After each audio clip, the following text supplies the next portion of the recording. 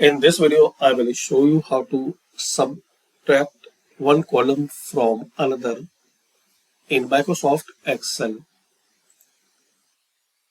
So I will show you formula. We have these two column A and column B.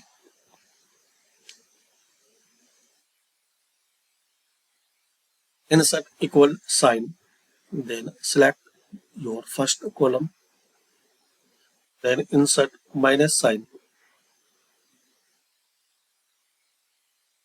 and select this second column. Now press enter. Now drag and drop.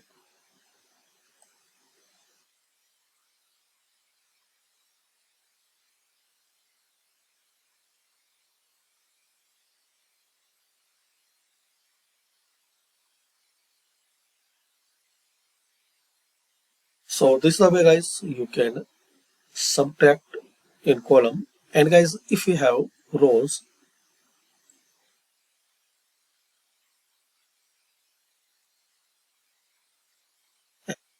so you can use same formula.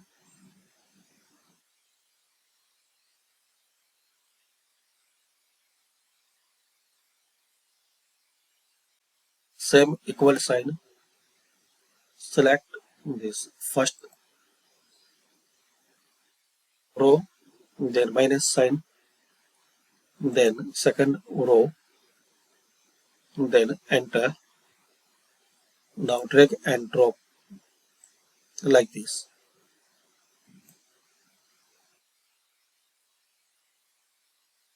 So you can subtract column or row using same formula in Microsoft Excel. Thanks for watching.